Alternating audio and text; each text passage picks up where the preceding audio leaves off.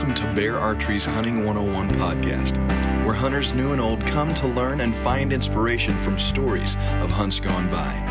Everyone is welcome to enjoy the outdoor way of life, and there is no better time to start than right now. So let's head into the great outdoors with your host, Dylan Ray.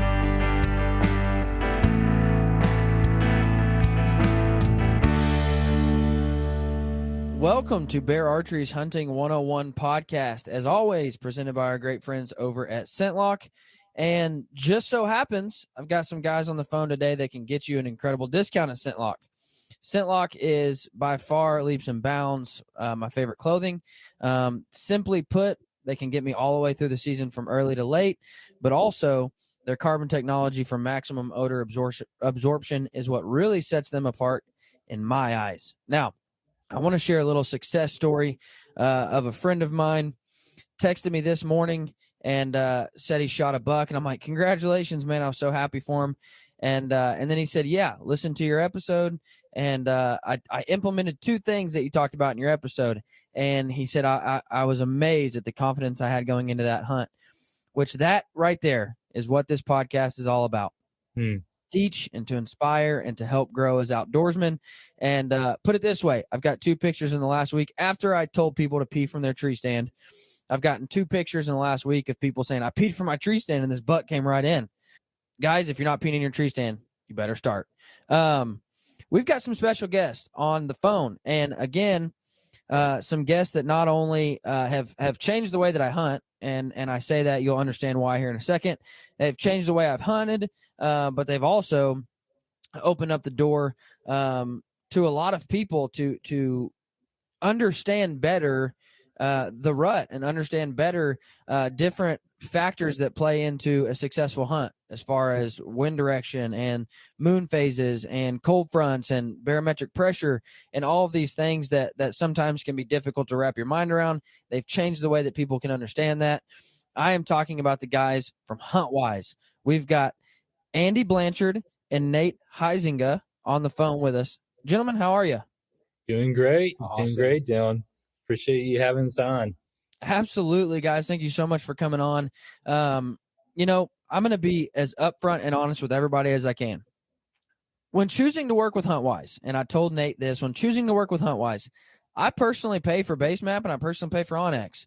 And I personally found that HuntWise was my favorite. And that's why I reached out to the guys at HuntWise.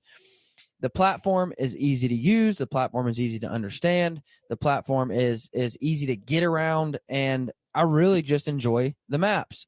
And so keep going. Just keep going. Yeah. And so kudos to you guys for developing an awesome platform. Now, what's your roles there at HuntWise, gentlemen? I'll let you go first, Nate. All right. So, this is Nate. I work with all of our brand partners. That's from our brand partners to our ambassador team to our grassroots field team. I sort of joke, anything with relationships and people. That's what I deal with. That's what I like. In a nutshell. And my role over here is director of product. So anything that has to do with from validating features that we currently have, thinking about validating new features that we want, to implementing those features within the app, all the way to customer service, customer support. We call it customer experience side of the house. So getting new ideas in, getting them developed, and then supporting those at a customer success level. Now, before we dive in, and before we jump into this, because I will forget, guys, go to huntwise.com. Check it out. You can do 7 days for free. This is the best time to check it out. We're in the rut is just now kicking off. The rut is just now picking up. The rut is just now bucks are firing off, and it's November 10th, and I couldn't nail down a better week than this week here, the week of like the 8th through the 12th. Just a fantastic time to be in the deer woods. And HuntWise here, and I'm excited for you guys to talk about it real quick, but HuntWise has developed this rutcast and helping you understand the stages of the rut and when they take place and how to hunt the stages of the rut. And so this is a fantastic time to try out HuntWise. Go to huntwise.com. do a 7-day free trial. After your 7-day free trial, you can use code HUNT101 and get 20% off the year of membership, because after your 7 days, you're going to want to purchase it, guaranteed. So go check it out. Use code HUNT101. You have to use that on the website. You can't use it inside the app. So go to the website, use that code. You'll get 20% off. Now, before we dive into HuntCast, I do got to share this story. I had a buddy of mine. He was at my house Saturday, and we were shooting bows. And he said, "Man, I've really been wanting to get some scent lock." And I'm like, "Let's do it, man." And so we built an order, and he's like, "Oh man, this is a lot of money." I mean, it was in the thousands of dollars. He's like, "This is a lot of money." And I'm like, and I said, "Well, hold on, man. I have an idea for you." And he's like, "What do you got?" And I'm like, "If you go and purchase HuntWise, it'll cost you after your discount like $95. It'll cost you $95, but you'll get a 30% discount to scent lock." And he's like, "Deal." So literally in a matter of minutes, he spent $95 and saved like $250 or $300, whatever it was. And I'm like, "There you go, man. Made your money back. Easy as that." So even if you don't like maps, even if you don't use maps, you'll make your money back just on saving on products that you were going to buy anyways, just by being a member of HuntWise. Walk me through Rutcast. I'm sorry, how that came about, the idea behind it, how it's used, the science behind it. Walk me through that. Yeah.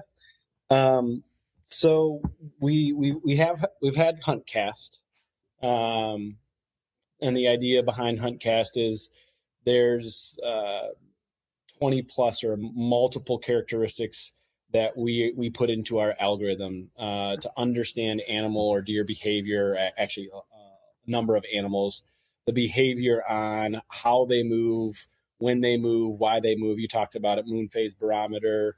There's some of the very apparent ones, but there's also some other ones that we have in there, building up on weather patterns and multiple days and other things like that. I don't want to give away the secret sauce, but so we had HuntCast, and it's been very successful, from a use standpoint. All of our hunters love it. We've partnered with Jeff Sturgis, who is, I've referenced, I don't know if it's the right way to I've referenced him kind of as the Yoda of hunting. Like, you listen to this man and he knows what he's talking about. He's done it. He's been there. So we partnered with him, and we've worked through our algorithm multiple times to refine it to where it's at right now. And there was, within HuntCast, there was this piece around the rut. We knew rut dates around the country. We had done a bunch of research already, but we didn't really articulate it in a way that people could easily digest and consume to understand what you had said earlier, Dylan, that, okay, I know right now the property that I hunt is in pre-rut. Before even coming here and a couple of years, like, I knew there was rut and I knew it was on and off, but I didn't know that there was pre-rut or there was a lockdown different phases of the rut. Yeah. And so, we're also telling you not only that the rut is on at a county by county level with using the map and using the app, but we're also educating you on understanding, okay, I'm in pre-rut, or where you're hunting, where that digital hunting property is that you put on your map, or the pin. What do you do in that phase? How do you be extremely successful knowing that you're in the pre-rut phase? You can identify, because you're sitting in the field or you've gone in, and you can identify, okay, I know that these 3 things are characteristics for pre-rut. Then on top of that, we tell you how you should be hunting the property, the digital, physical to digital property that you make on your map in the app. How should you go about hunting that property? Where should you put your stands? What stands should you be sitting at in pre-rut versus in peak rut or post-rut or second rut? So we give you these tools of really that it's all around the rut and how you should be successful. Then on top of that, with what we had with HuntCast, we actually say you're in pre-rut in the next 10 days. The next 10 days, the 9th day is the best day for you to go sit because of all of these other algorithm characteristics that we put together for you. So we know you're in pre-rut, you've identified that, these are the things that are happening.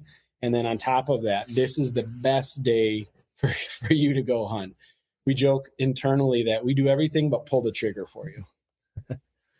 Yeah. It's Now- like, if we can help people figure out, hey, when can I actually take time off of work, or when should I get off of school or skip school? I don't know if I should be saying that, but when should I optimize my time? Like all of November. Yeah, exactly. We joke inside. It's like, this is our busiest time of year. Like, we wish we were in the woods even more. We have work, obviously, what we're doing now. We have family. There's other, responsibilities that we all have. So, like, selfishly, this tool has been great for us. Like, hey, I'm only out Friday morning, next week, Tuesday, because it looks like it's going to be the best days. And the problem is, though, internally, we can't fake sick, or we can't call in because everybody else sees that day is the great day, and you're like, Friday morning I'm not feeling good, and they're like, yeah, we know why you're not feeling good. We checked the app. Yeah, we all got the alert. Yeah, we're all doing the same thing. Yeah. So now let me just say that, though, and if I upset you guys, I'm sorry.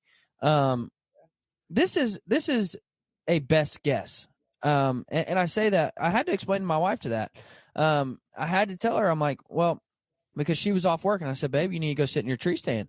And she said, well, HuntWise is saying it's a one deer day. And I'm like, but you still have time off, and it's still peak rut, or it's still pre-rut. Anything can happen. And she was like, and I'm like, sweetheart, listen to me though. During the middle of the rut, anything can happen. I understand it's not the best day, but anything can happen. Yep. So this is a best stab at these are the best days. But once you get inside the rut, anything can happen. I mean, it can change in a matter of seconds. So if you have time to go out and hunt, go out and hunt. But like these gentlemen said, this is the best thing that I found, to look 10 days out in advance and say, all right, babe, listen, I need you. My wife's a school teacher, so I need you to be able to go into work late, Thursday morning of this week. Next Tuesday afternoon, you need to take off early because I'm headed out in the evening, so on and so forth. So it's a planning strategy for me. But however, if I do have time where I can go hunt, I'm going to go hunt. Yeah. And for us, it's a statistical, it's a statistical best guess. So we have data that backs this up.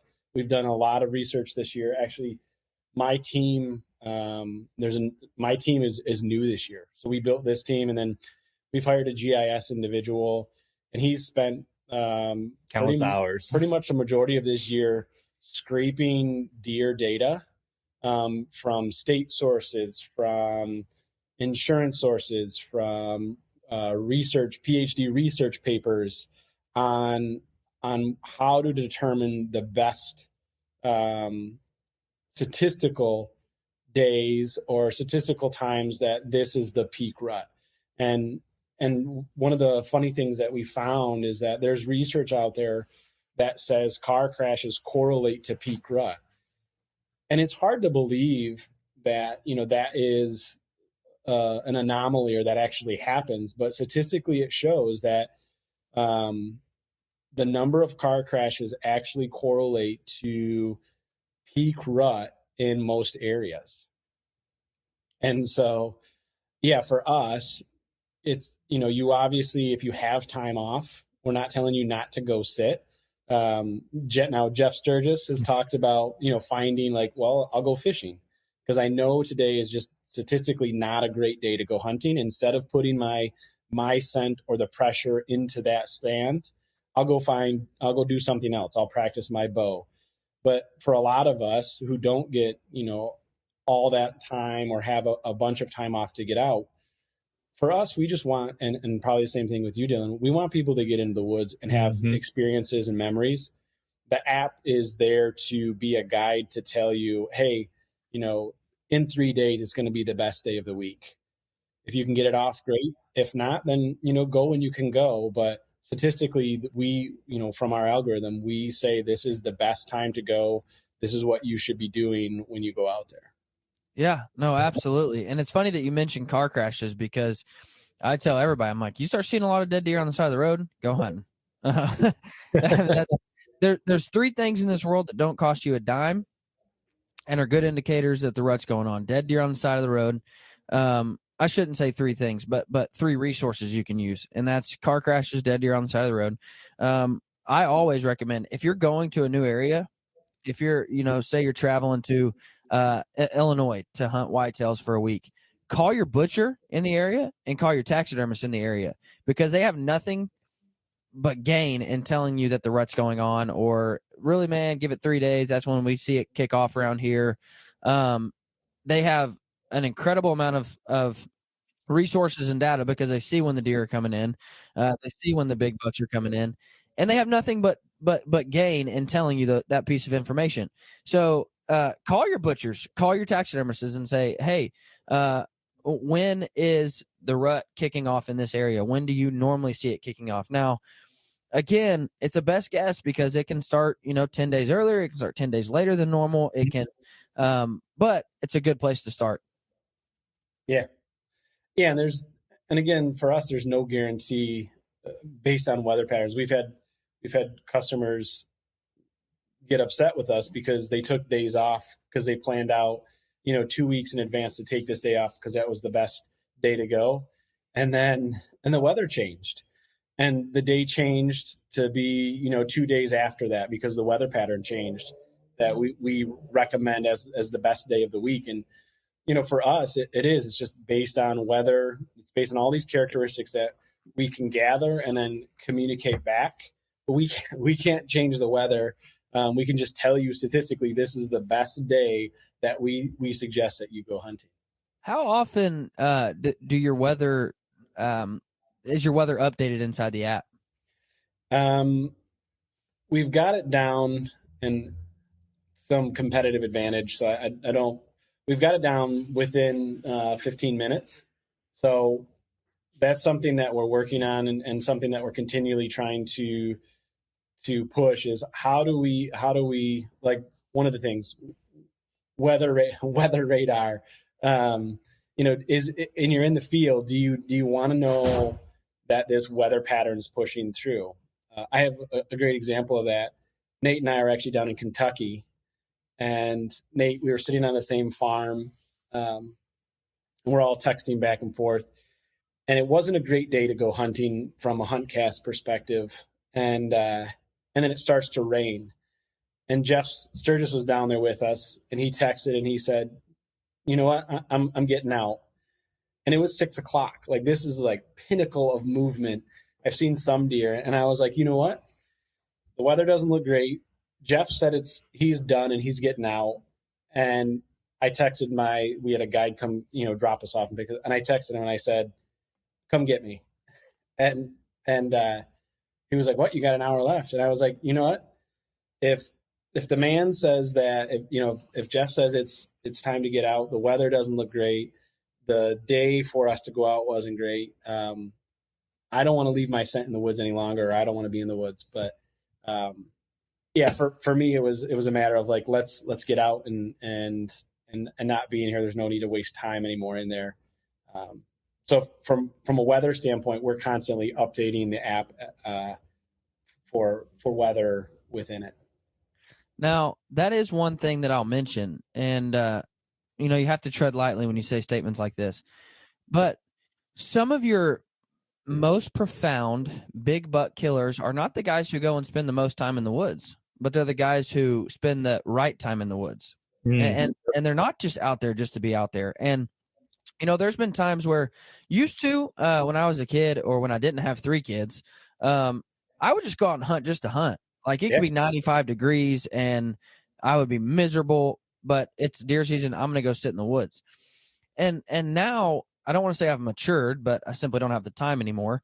To where I'm not going to go out and hunt just to go out and hunt. I'm going to wait until, I see a big drop in that temperature and a rise in the barometric pressure at the same time, and I have the right wind. There's no point in going out and hunting a tree stand if you have a bad wind. Don't do it. You're going to educate deer. You're going to spook deer. You're going to make it harder to hunt those deer in the future. So just stay out of it. Now, I will say this. If the day is right, if you have a 20-degree drop in temperature and a rise in barometric pressure, and that gets over at 29, 30, be out in the woods.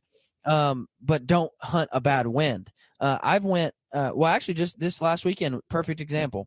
I had a horrible wind, but big drop in temperature.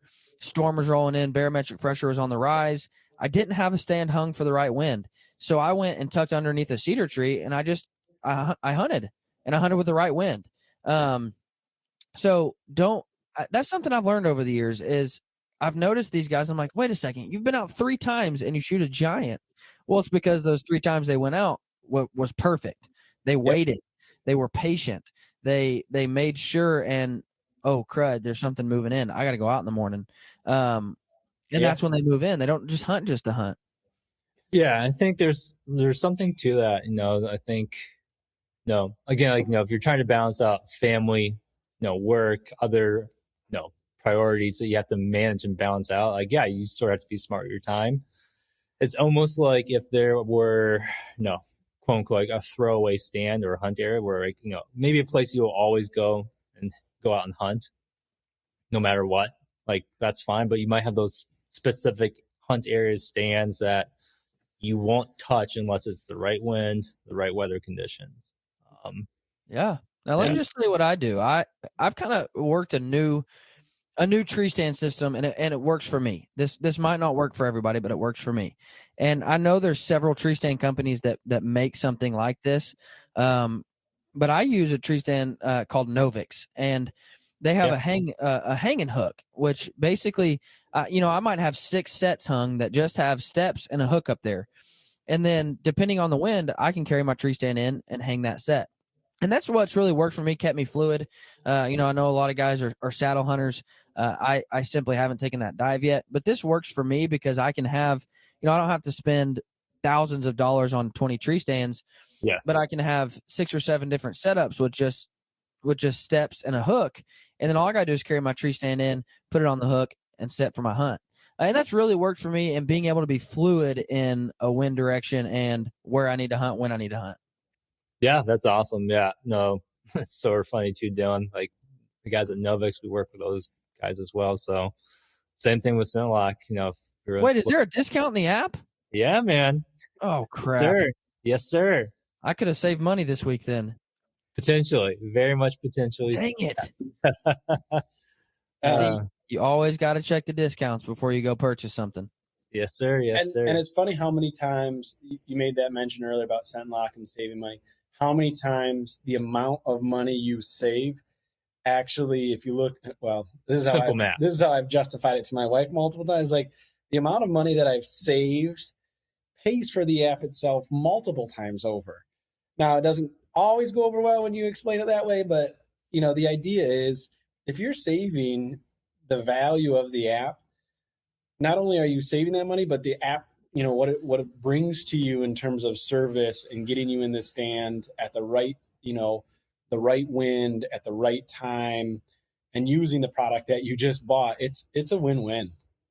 Well, and I don't mean to be too sales pitchy here, but the products inside the app are products that you're going to be purchasing anyways. Arrows, calls, packs, sights, bows, optics, tree stands, whatever. They're products that you're going to be buying throughout the year anyways. So you might as well save sometimes up to 50% off of those things. And let me toot Nate's horn there. He has done a really good job, and we actually in-app have a feedback form. We want to hear what all of our hunters need or want. Like if you're buying something and we don't have it as a discount, that's an opportunity for us to bring more value to the application. And Nate's been doing an awesome job partnering with people that we know our hunters actually are buying or they actually want. That's awesome. Good job, man. Hey, just keep on knocking. Give us some more ideas, and we'll keep on nailing them out of the park. Absolutely. I did want to touch on one thing you were talking about, stands, and to me, this was kind of an eye-opener.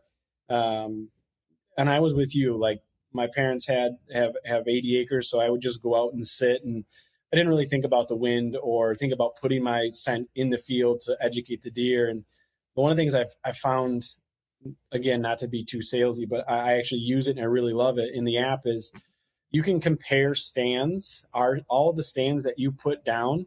So if you create a hunt area, whether it's on private land or public land, you create a hunt area and you put your stands, like you said, you have multiple trees with sticks on them, and then you set the ideal winds for those stands. What we'll do is, based on the right day, you can actually compare all of those stands before you go into the field to say, this is the stand that has the best wind for today. So you don't have to get in there and drive to the property or get there and be like, what's the wind? We'll actually tell you, this is the best stand that you should go sit at based on the wind that you want for that property. Now, let me say this too. Again, I don't want this to turn into just a sales pitch, but guys, I've tested a lot of apps. I've tested HuntStand, I've tested Onyx, I've tested Basemap, I've tested a plethora of them, and they're all good apps. They all have something to offer. Yep. But when compared, what I did was over 2 weeks, and I'm just telling you my testing. You can believe me or not, or you can just say you just picked one. But over 2 weeks, I went, because wind is my biggest thing. Yes. Over 2 weeks, I went to like 25 different tree stands, and I would pull out the app. I would check the wind that the app said. I would run my wind checker and see what it was showing me. But then I would also check several different weather apps.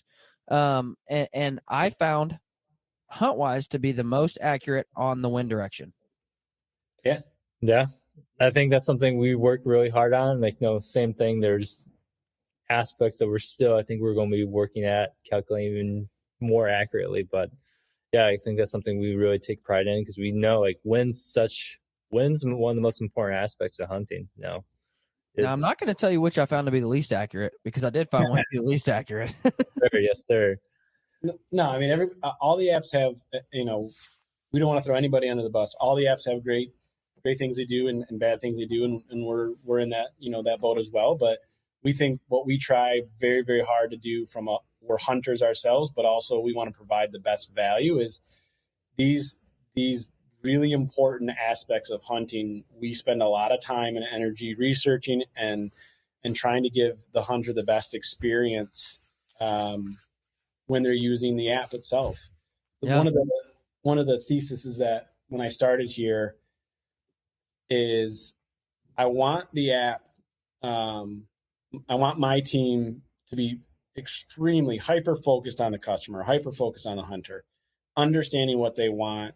And what I want our app to be is, I want our app to be that data-backed uncle or data-backed dad or data-backed, what you said, butcher, or you go into your local bait shop to say, hey, what are you guys seeing right now?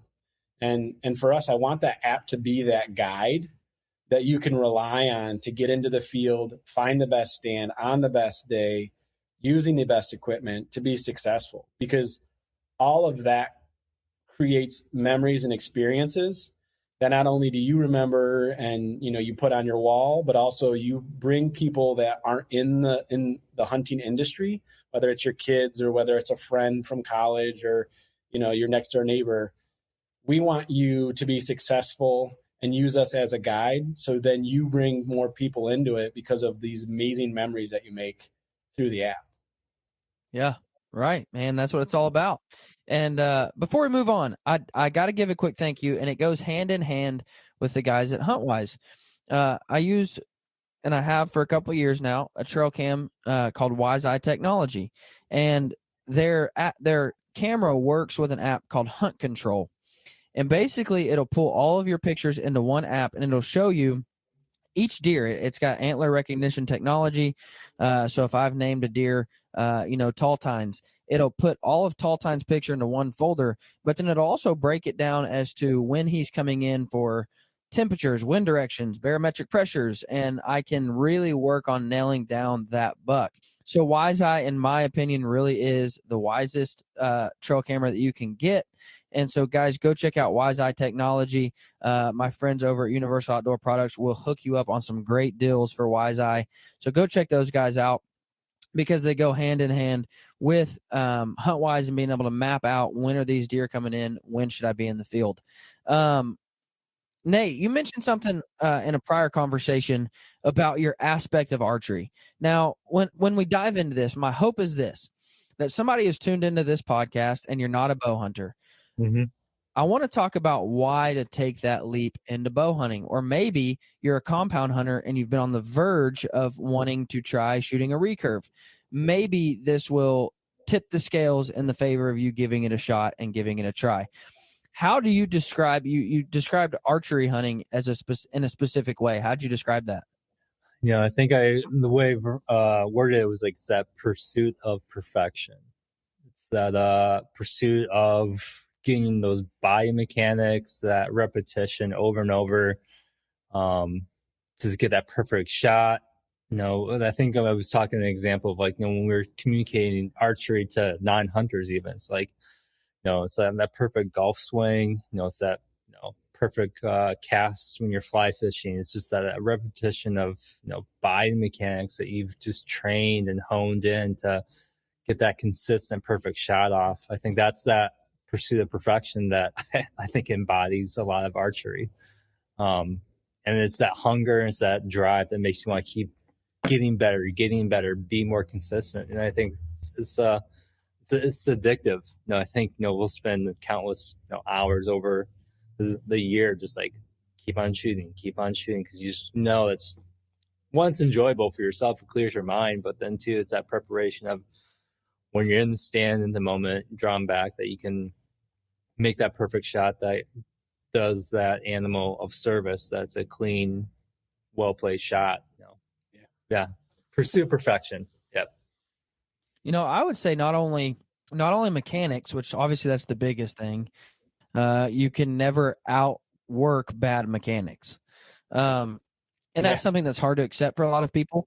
But you can't just outshoot bad mechanics. You can't just go out and be headstrong and get past bad mechanics. But also, I think it's the pursuit of perfection in a setup, and constantly learning, what does my bow like? Does my bow like a 350 spine arrow versus a 300 spine arrow? And I say that because my draw length and my draw weight is really right on that verge. So every new bow, I kind of have to figure out which does this bow like? Does it like 220 grains out front? Does it like 165 grains out front? Does it like a 4-fletch or a 3-fletch? Does it like, you have to perfect your piece of equipment as well. And perfect example of that is my wife went out and shot her first doe with a bow, and I was ecstatic. I was over the moon. We never found the deer. I watched footage back. I watched it back over and over and over and over and over and over again.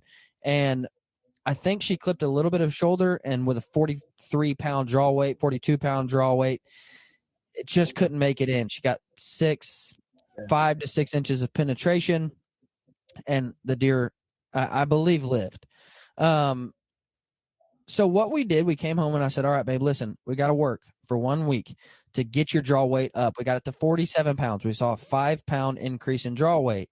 I called my buddies over at Deer Crossing Archery, and I said, okay, she has a dozen arrows, so I don't necessarily want to build her a whole new arrow setup. What can I do? And they said, we've got brass inserts for those, and it'll up the front weight by like 55 grains or whatever it was. And I said, deal. So I switched out her inserts for the brass, got her a little bit more weight up front, got her a little bit more poundage up front. And what was interesting, and I got to walk her through this, and it was fun to get to teach her, although she could have cared less. She was like, why didn't I have to resight my bow in? I'm still hitting where I'm like, well, that's how it worked, because we upped your poundage, but we upped your arrow weight. So it flew pretty much the same. And she was like, well, then what's the benefit? What have we changed, And I said, well, more weight, more draw weight, you're going to get more kinetic energy. And she was like, what are you talking about? And I'm like, okay, let me ask you this. I was like, would you rather get hit with a bowling ball going 10 mile an hour or a ping pong ball going 50 mile an hour? And she was like, the ping pong ball all day. And I'm like, yeah, because the bowling ball hurts worse. And so, it was just that pursuit of perfection and realizing, okay, we got to tweak your setup just a little bit to give you that harder hitting punch. And so I really like that description because it's not only in mechanics, but it's in setup, because archery is an art form. And especially when you go into shooting a recurve, it's an art form and you've got to perfect it. Yeah. And it's funny. I think also the confidence that when you practice over and over and over and over again, and you have it dialed in, exactly, you don't have question, because there's so much excitement, so much adrenaline going into when you decide to take that animal, when you decide to actually draw back on. I mean, you're taking a life, and that's not something that I think most hunters take lightly. There's this rush of like, you don't want to question, am I going to be able to put this arrow where I want it to go? Is it going to be able to penetrate deep enough? You want to focus on making it happen and not questioning all these other things. So I think for me, that's one of the things about this, shooting over and over, is that when you feel that you can do it blindly. I mean, same thing for police officers. That's why they practice in the range and practice in different scenarios, because you want to feel confident with your tool, that it's going to do what you want it to do. You can perform with it. And that's not even a question when you're out actually doing that activity. And, I believe that the confidence factor plays into everything hunting wise, going from your arrow setup to your broadhead to your bow and the day you're hunting and the area you're hunting. And when you go into a hunt with confidence, and you go into a hunt with the realization that there's a good chance I see deer, there's a good chance I shoot a deer, and there's a good chance I kill a deer, because I'm hitting where I want to aim. My arrows are hitting hard. My broadheads are sharp and cutting. When you go into that, you'll be more focused on the hunt. You'll be stiller. You'll be quieter. You'll worry about your scent more. Why? Because you're confident in the hunt for that day. Yeah, absolutely. It makes it, and it's one of those things, like, as you mature in your hunting life, it makes it just that much more fun of an experience to feel like, okay, I've checked these boxes. Like, I know my rifle's sighted in. I know that at 200 yards, I'm consistent within, a 1-inch grouping, or same thing with the bow. It's like, I've checked that box. I know that I've placed my stand. I know the wind. I know I've, done all of these things. Now I can just go and enjoy the activity and not have to be thinking about them. Now, and that's why I just want to share that if you haven't ever taken the leap into archery hunting, if you haven't ever picked up a bow and said, I want to go out and chase game with this, it's such it is a daunting task. It is a big thing. Or if you haven't taken the leap from a compound and you've really, considered or wanted to shoot a recurve, it might be daunting. But at the end of the day, you've perfected something. Like, you've learned something, you've tackled something. It makes you more of a versatile outdoorsman, more of a versatile sportsman, more of a versatile hunter. My goal this year, and this is just my goal. I've coined a new term called the hunting hat trick. And I'm hoping it catches on. I'm hoping that HuntWise one day will have a T-shirt says the hunting hat trick. And my goal is this. My goal is to shoot 3 different bucks in 3 different states with 3 different weapons, because I want to be a versatile outdoorsman. I want to be a versatile hunter. And so Missouri, I've already killed a deer with my recurve. Oklahoma, I killed a deer with my compound. It was a doe, so it's got to be a buck for it to be a hat trick. So Oklahoma with a compound, or Kansas with a compound, Arkansas with a rifle, or Oklahoma or Kansas with a crossbow, whatever it might be. But I really want to tackle 3 different deer, 3 different bucks in 3 different states with 3 different weapons, and just to prove to myself that I am a versatile hunter. I can do it. And so here's what I want to challenge you to do. Not you guys, but if you've ever completed a hat trick that I just described, send me 3 pictures. You can send them to me on my email, thehunting101podcast@gmail.com. You can send them to me on Instagram at @average_sportsman. And I want to put those out, and I want to show people the versatility of hunters. So if you've ever completed a hat trick, send me all 3 pictures. It has to be in the same year too. You can't be like, well, in 94, I shot one with my recurve.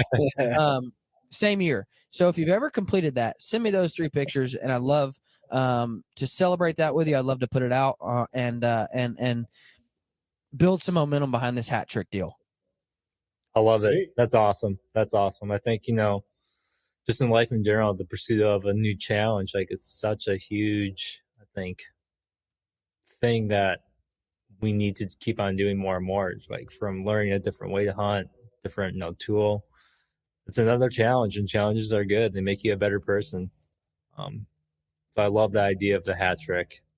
That totally. Which is why, that's really why I took the challenge into shooting a recurve.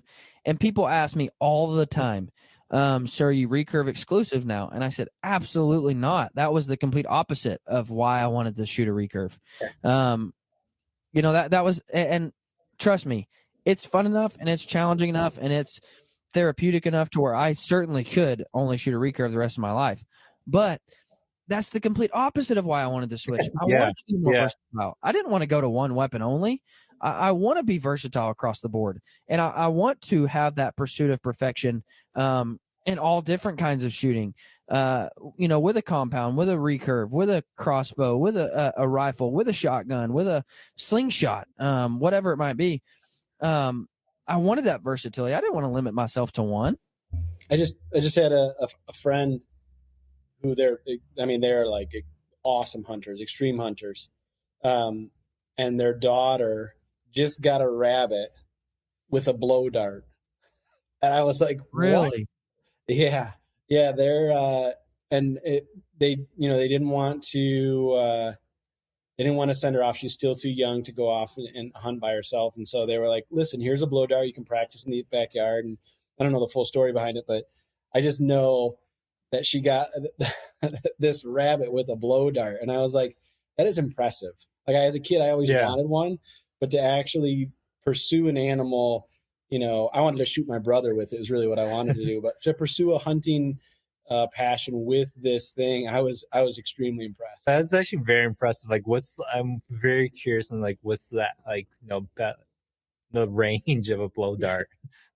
Especially from a child too, from like the lung capacity. That's actually pretty fast, and that's actually really impressive. My favorite thing has become, I have a squirrel problem at my house, horrible squirrel problem, and somebody told me, I believe, I don't remember if it was either Fred Eichler or it was Chris Perino. They said, you want to be good at shooting a recurve, hunt small game with it, and so I have. My favorite thing to do is go out all day long behind my house and just hunt squirrels with my recurve. But also, I've got a little slingshot, and I'm like, I just carry it with me all the time. And if I see a squirrel, I'll pull it out and try to shoot one. That's awesome. That's good. That's fun. It's like, have you ever seen that TV show called Alone? Oh my gosh, it's my favorite show. Yeah, it's like when you see the people, like, all they have is that recurve bow, and they're out there, and like, they're shooting grouse, they're shooting maybe a squirrel or rabbit. It's like, no, everyone thinks of a moose, but it's just like, no, you have to be dialed in for the very smallest, target to be prepared for that big moment. So everybody thinks of a moose because it was the first big game animal ever killed on Alone. Yeah. Now, shout out to my boy. Wait, have you seen season 8? Not fully, nope. But you can give a shout out. It's all good. Nope, never mind. No. I think I'm really looking forward to having Clay Hayes on the show and talk about his experience on Alone. I'm really looking forward to it. So we got to get through hunting season and then have him on the show and talk about his experience on Alone.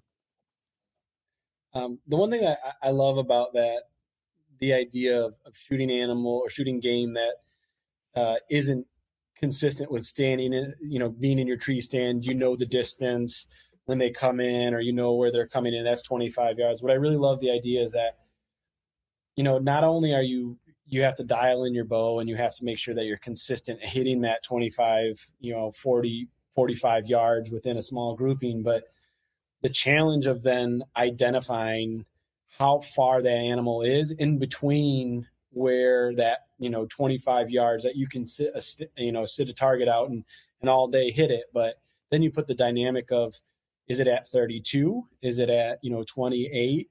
I remember I was in Colorado and I had my compound, I had all my pins set, and we were walking through and there was a grouse, and so I put the 35 pin on it and shot over it. And I was like, man, but it didn't move.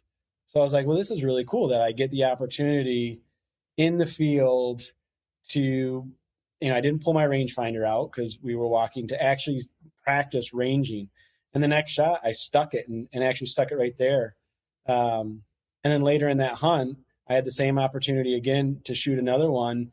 And that one, over time, as you continually practice on different distances without having to range, you just get better and better at understanding, much like golf. Like, am I at, 200 yards out, 150, 175? What driver or what iron do I need? The act and the pursuit of getting perfect or really great at, this thing that you're doing, it doesn't just end at the bow itself. It actually is identifying distances and, the drop, a couple other characteristics of hunting with the bow, which I think are really cool. I hate golf. I saw a joke the other day and somebody said, yeah, I play disc golf, or golf disc, whatever you call chunking a 9-iron in the woods. I was like, exactly.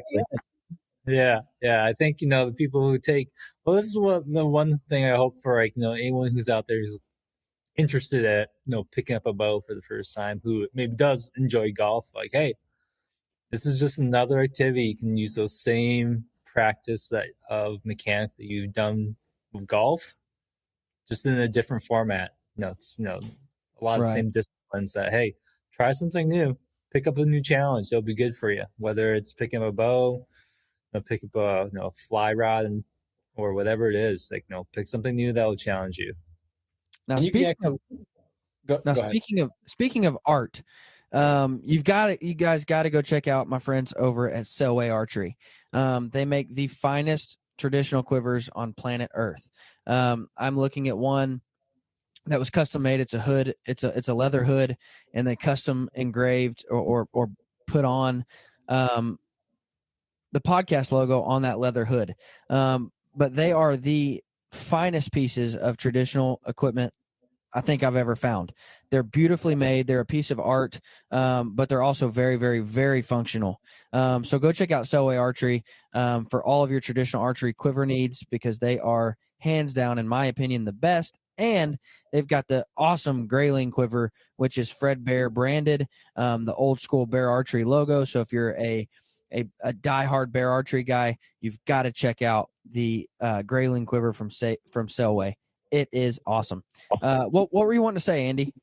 Oh, I was just going to say, it's funny, golf and some other bowling, you actually have to have a course or you have to have a driving range. What I love about archery is if you have a backyard that either the neighbors allow you to do it, or if you have a basement, like at the office here, we have about a 20-yard range if no one's in the way, and if we open another door. So we shoot between two offices, and we have a 20-yard range, and we'll practice year round here in the office. So it's one of those activities that if you have a basement that you can shoot in, a garage that you can shoot in, you can do it year round without having to get a bunch of, a membership to a golf course or go to a bowling, get a bowling league. You can actually do it at your house, which I think is a really cool advantage to practicing. And you don't have to hunt. You don't actually have to kill an animal. You can just practice this activity. As Nate said earlier, it does clear your mind to try to be very precise in the pursuit of being, or get as good as you can at being, dialing that bow in or hitting the target at a certain set of ranges and sizes. Now, my basement, I can only shoot to 10 yards, but what I found is a really good practice method for me, at least, is I take my target and I'll put the smallest Sharpie dot that I can on that target. And then that's what I aim at, as though, I'm aiming at something that's 100 yards out. Now, obviously you're not shooting at 100 yards, but it's such a small, precise target that it forces you to execute a very clean shot. And so, and when you're shooting at a dot that small and in that close of perimeter, I don't consider if I miss it by, a quarter of an inch, that's a bad shot.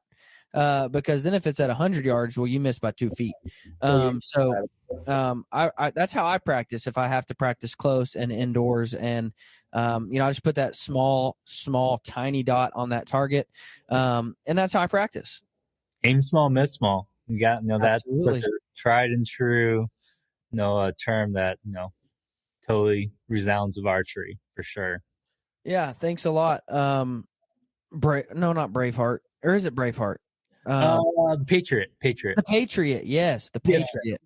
Yeah. I couldn't remember it there I'm so sorry, Dad. Please forgive me. If you listen to this, you'll be ashamed of me. It's all good. Gentlemen, I've got a question that I like to ask everyone, and you both have to answer. Neither of you can get out of it. What's one tip that you've learned over the years? Just a quick, easy tip. I'm going to share one with you guys, and maybe that'll give some inspiration. But one tip that you've learned in becoming a better archer, in hunting, in tree stands, whatever it is, just a simple little tip. Could be as easy as don't pee in the wind. But here's my tip. And it goes back to Andy talking about judging distances. The best way I've found to practice judging distances is to grab a tennis ball and just chunk it. Just throw it and then shoot it where it lies without range finding it. Sometimes I throw it at 7 yards. Sometimes I throw it at 43 yards. I mean, I just throw it and roll it, bounce it, and wherever it lands, that's where I shoot it. And it forces me to analyze how far is that. And then I've really gotten a lot better at judging distances by practicing that way. So that's another practicing tip, that if you want to get better at judging distances, just throw a tennis ball and wherever it lands, shoot it. Obviously, I use blunt tips because you would lose hundreds of arrows. But that's a practicing method that I'll give you a tip on. That's awesome. Yeah, Nate, I'll let you go. Oh man, yeah. I was thinking about this. Like, I think one tip, or just something that someone told me is like, hey, if you're in a stand, if it makes you happy, take that shot. And I think that goes to the fact that if you see that deer and if it makes you happy, don't be worried whether it's a doe or a buck. It just makes you happy that you came in, like you wrote the drawback, you wrote the execute on everything smoothly. And if it just makes you happy, take that shot, take the animal. It doesn't have to be, I'm going to say the biggest buck.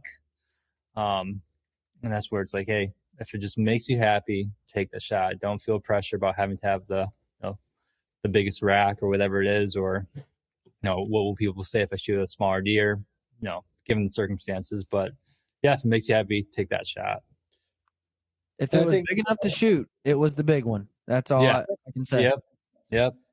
I kind of support or dovetail off of that one. This is just kind of paying homage to my dad.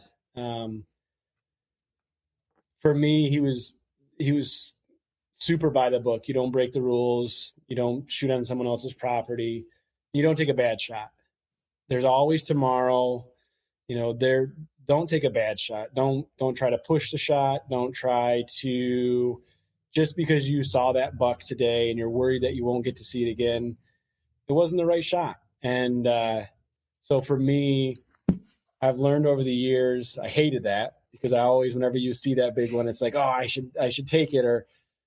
But there's always tomorrow, and really, obviously, the pursuit of getting that big animal is great. But being in the woods and experiencing that adrenaline rush that you rarely will get other places, even if you don't get a shot on the big one, it's hard to beat. And so, to me, if you don't have a clean shot, if you don't have an ethical shot, if it's not a good shot, don't take it. You'll get another shot to do it. There's always next year. There's always tomorrow. Just don't there's no reason to wound an animal and not get it, versus waiting tomorrow or waiting the next day to actually have that really good clean shot on it. Yeah, I had a time last year, and I kept going back and forth. I have one shooter buck that I've been after for this season will be the fourth. So last year was the third. Wow. I had him at 40 yards, and I really just didn't have a good shot. And I went through several, because he was there for several minutes, and I went through it in my head. I'm like, I can squeeze it through there. And then I'm like, no, I can't. I won't. How it was is his neck was behind a tree, covering up most of his vitals, and then there was a little gap where I thought I could hit vitals, but his rear end was behind another tree, and I'm like, oh, I just don't. I don't. And I'd come to full draw, and I'm like, I can squeeze it in there, and I'm like, no, I can't. I shouldn't. And lo and behold, I didn't get another shot at that buck. But guess what? Now I just have another year to hunt him. So, perfect tip, great tip. Yeah, I mean, go ahead. No, I think that's an awesome story. Like, that's exactly, looking at it. You didn't get the opportunity to get him, or you didn't get him, but you have this year. If he's still around, he's bigger, and you get to hunt him again. So I think that's awesome. Now, maybe I shouldn't share that I haven't seen the deer this year yet, because then we kind of ruin our tip. But season's just started. Man, season's just started. I'm hoping, man. I'm hoping. Every time I go out, I'm like, come on, come on, come on. He's about 185-inch buck. And I'm like, come on, come on.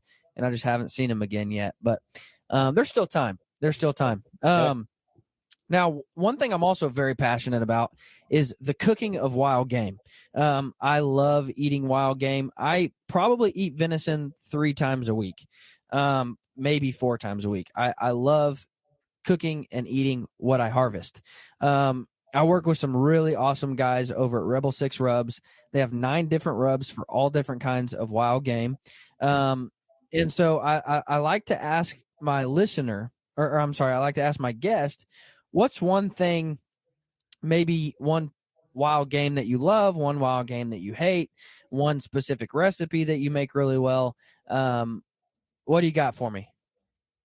I got one, but do you want to go first? No, you go for it. Okay. So this is my wife, her family, they weren't hunters. So, eating wild game wasn't foreign, but it just wasn't something. I grew up, my dad hunted, fished turkeys, deer, bear. So we were always eating it. And I found one recipe, or she actually made it, and it was like a house hit. So for us, it's ground venison. So you take ground venison, you brown it, and then cube up sweet potatoes.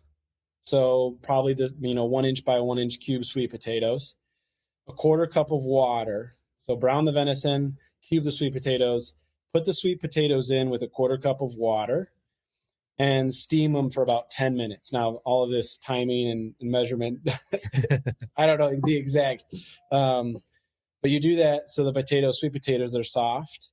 Then put spinach and cheese on top. Put the lid back on and let the spinach wilt and the cheese melt. And there's I guess it's, I don't know if it's a sauce or what it is. It's called umi plum vinegar. And that is the key to it all. So the venison has a really earthy, the sweet potato is sweet on top of it, with the cheese is kind of tangy, the spinach is healthy, and then the umi plum vinegar has this kind of characteristic that brings it all together. And we are constantly making that during season. And for people who are not venison or wild game lovers, have a very, very hard time identifying this venison or any wild game as being a wild game. So for me, that's our household go-to if we're going to have people over, or if we're going to do, venison, our kids eat it. That's the one that we go to. I love tricking people. I love tricking people who say, "Oh, I'll never eat a deer." And I'm like, "Really? You just did?" Yeah. I'm like, you loved it 10 seconds ago, but now that you know it's a wild game, it was harvested in the wild, all of a sudden you don't like it? It's always fun. It's always fun. For me, I'd say I love turkey hunting. So for me, this is more of a turkey recipe where you just take the turkey breast, you cube it up, you wrap it in bacon, you put like a smoked rub on it, and then some brown sugar, and just put it in the oven. It's so fun for like when you do like, you know, like whether like it's almost like appetizers basically. When people, like you said, like, who've never hunted, like it's wild game, it's wild turkey. No, it's not GMO, whatever process. Like this was alive, 36 hours ago, whatever it was. But yeah, it's amazing to see people's reaction when they actually have that connection to the animal and the food that they're eating, and that they actually enjoy it. It puts I think it puts hunting in a different perspective. Like, oh, I can see why people do this, because this is delicious. Right.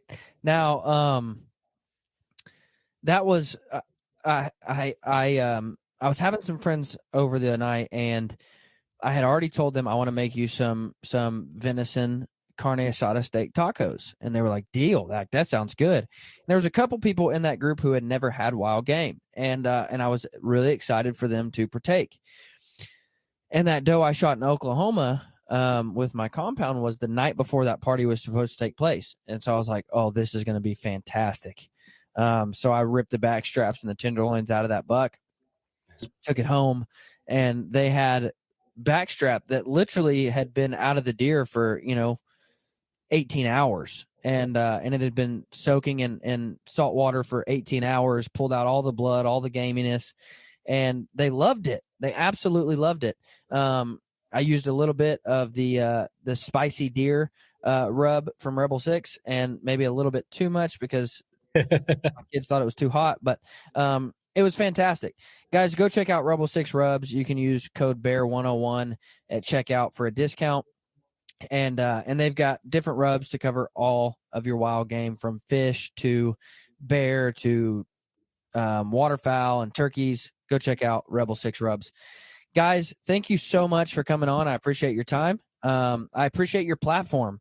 I really do. It's a phenomenal platform. So kudos to you guys for coming out with this incredible, easy to use platform. Well, we appreciate you having us on, Dylan. Yeah. We really do. It's been great talking, and looking forward to keep on talking throughout the year, and hopefully share some pictures. And we'll have more stuff in the future to talk about later on. Guys, HuntWise.com. Use code HUNT101 for 20% off. It'll save you like $30. So go check out HuntWise.com. Where can they find you on social? Oh, we can do the HuntWise app on IG, Facebook, our YouTube channel as well. We just have a couple good films on there, but yeah, those are social handles.